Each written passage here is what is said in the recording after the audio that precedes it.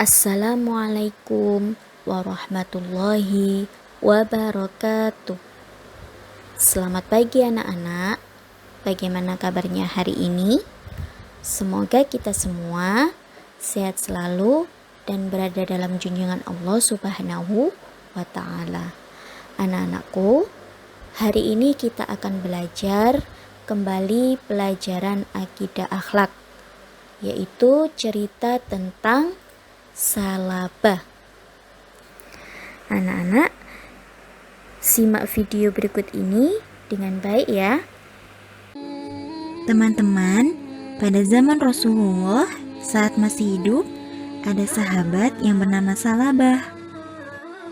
Hidupnya sangat miskin dan kekurangan. Namun, Salabah terkenal sebagai orang yang taat mengerjakan sholat berjamaah bersama Rasulullah serta sahabat lainnya. Setelah sholat berjamaah di masjid, siang itu Rasulullah menghampiri Salabah yang tergesa-gesa hendak pulang tanpa membaca wirid dan berdoa terlebih dahulu. "Salabah, mengapa engkau tergesa-gesa pulang? Tidakkah engkau berdoa terlebih dahulu?" Kemudian Salabah menghentikan langkahnya dan berterus terang kepada Rasulullah. "Wahai Rasulullah, kami hanya memiliki sepasang pakaian untuk sholat. Dan saat ini istriku belum melaksanakan sholat karena menunggu pakaian yang aku kenakan ini. Kami sangat miskin ya Rasulullah.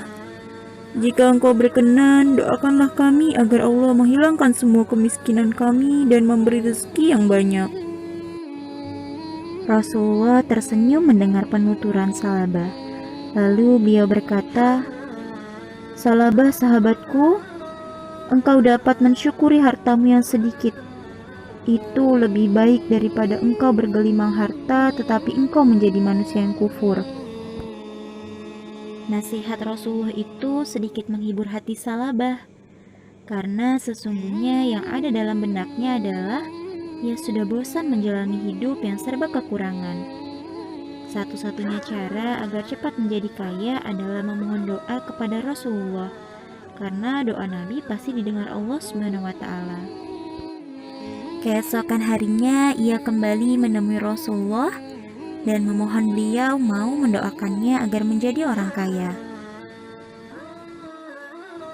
Setelah 3 kalinya Salabah memohon, akhirnya Rasulullah tidak bisa menolak keinginan Salabah. Beliau menengadahkan tangannya ke langit dan berdoa, "Ya Allah, limpahkanlah rezekimu kepada Salabah." Kemudian Rasulullah memberikan kambing betina yang sedang bunting kepada Salabah. "Peliharalah kambing ini baik-baik," pesan Rasulullah. Salabah pun pulang membawa kambing pemberian Rasulullah dengan hati yang berbunga-bunga.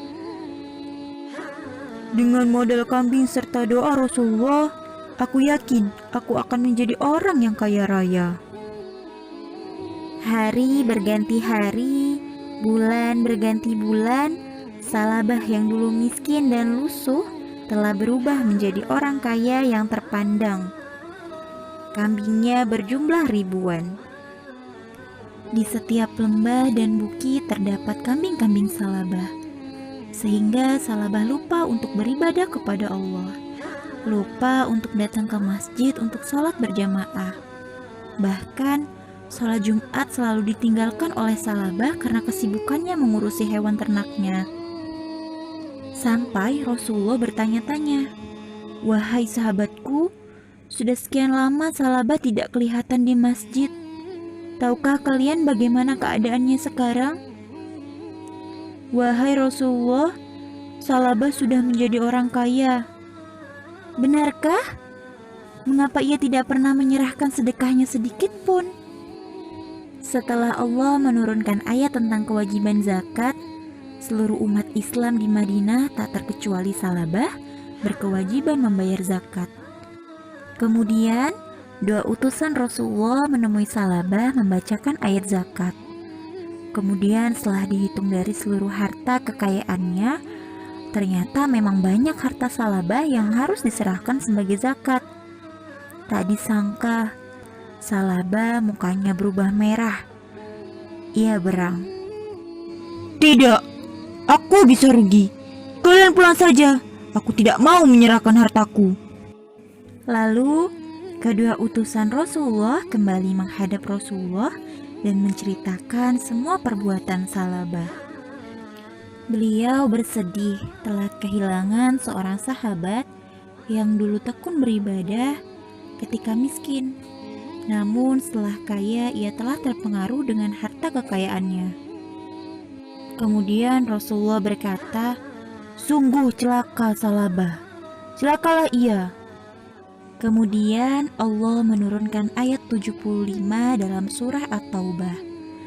"Celakalah engkau Salabah, Allah telah menurunkan ayat karena perbuatanmu," kata salah seorang kerabat Salabah. Salabah tertegun. Ia baru sadar bahwa nafsu telah menguasai dirinya. Kini ia bergegas menghadap Rasulullah dengan membawa zakat dari seluruh hartanya. Namun Rasulullah tidak berkata apa-apa kecuali hanya sepatah kata. "Sebab kedurhakaanmu, Allah melarangku untuk menerima zakatmu." Rasulullah mengambil segenggam tanah lalu ditaburkan di atas kepala Salabah.